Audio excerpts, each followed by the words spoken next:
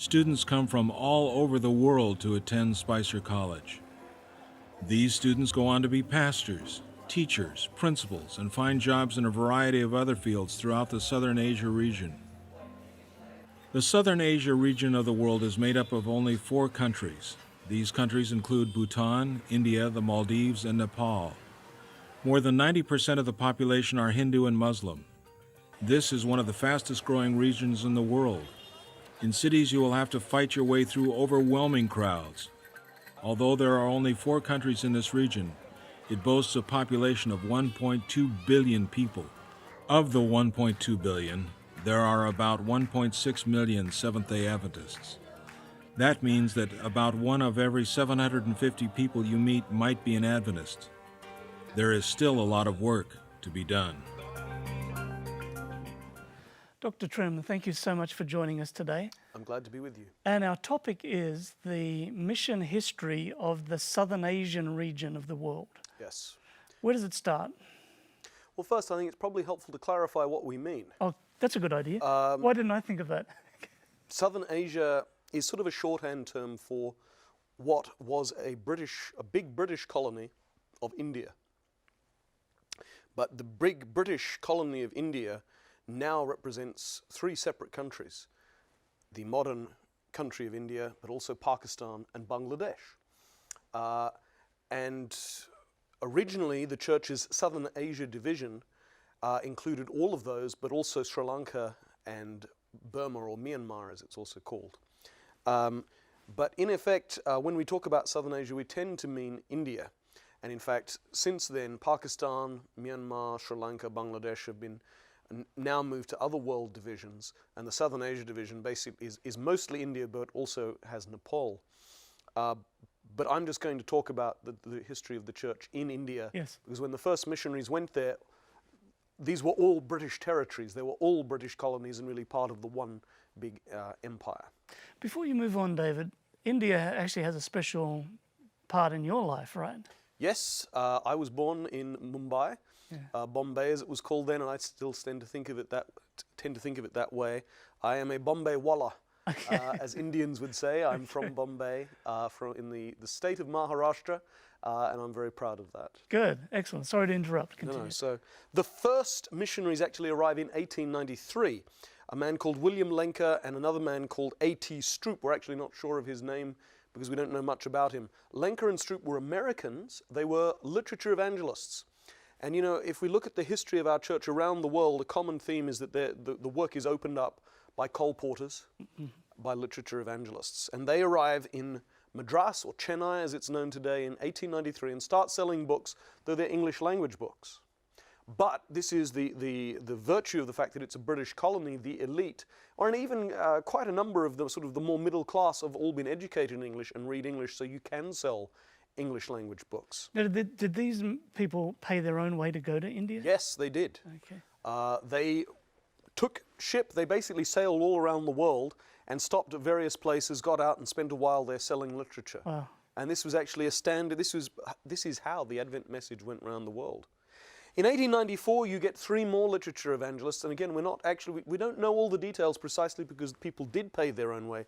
They weren't official missionaries sent by the church. But one of them was an Australian, Captain Masters. He had served in the British Army and then retired. His wife may have been from New Zealand, but they get converted in Australia, and they go as literature evangelists to the city of Hyderabad. In 1895, you get the first church worker. And interestingly, she's a woman. A woman called Georgia Burris. She later marries and is Georgia Burgess. American? American, yes, and a Bible instructor, as they were then called. And she arrived in Calcutta on January 23, 1895. She is the first Adventist church worker in India. That's great. She's followed up some months later in November 1895 by a name that will be known to some of your viewers, probably a famous name in Adventist history, though increasingly forgotten today, Doris A. Robinson. Robinson was another American, but he had been a missionary to Britain, and he gets called from Britain to India. And he is the first Adventist, the first ordained Adventist minister in India.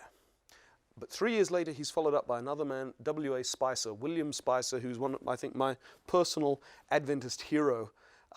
because of his commitment to mission. Again, an American, been a missionary to England and gets called from England to India. He arrives there in 1898, and one of the first things he does is to found a publishing house and a journal called the Oriental Watchman. And some of your viewers may know our publishing house in India is still called the Oriental Watchman Publishing House. And it's an important step because while the Oriental Watchman is published in English, increasingly the publishing house starts to publish in the many very different languages of India. And so immediately you're starting to broaden the groups of people whom you can reach. Now, India at the time had many diseases that were unknown to Western science, and so to go as a missionary to India meant literally taking your life in your hands. And Doris A. Robinson died in 1899, still serving there in India. And if you look, the Seventh-day Adventist yearbook, if you look through it, up until around the 1960s, they would publish what they called a necrology, which is just a listing of all the church workers who died in the previous year and the date of their death. And you regularly find a high proportion of them were in the countries that today are India, Pakistan, Burma, or Bangladesh. We often forget how many of these missionaries never came home.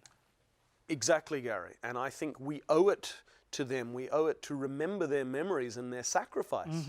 And the other thing, of course, is when they go, they know they may be going for formidably long periods of time.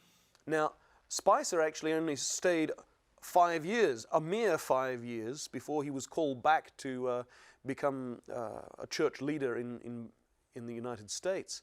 But many people stayed as missionaries in India for 10, 15, 20, 30 years, and the standard term of service was actually 10. You got to have a leave of absence in home, a furlough as it was called, after 10 years. But imagine the separation that you are making from your family when you have to, the only way to get to this mission field is by ship. And either from Britain or from America or from Australia, where increasingly missionaries to India are drawn from. It's a long voyage, and so people just don't get to go home very often. And if they, as they do, send their children home to be educated, basically committing to be a missionary means not seeing your family, maybe not seeing your children grow up, and possibly giving your life. Who is there today who would be willing to make that kind of sacrifice? That's a great question to finish with, David. And thank you for reminding us of that sacrifice. And if some of those missionaries were alive today and could see that the church has grown to more than 1 million people in India, they would not believe it. Indeed, but we owe it to them. Exactly. Thank you so much, David, for sharing that inspirational challenge. Thank you.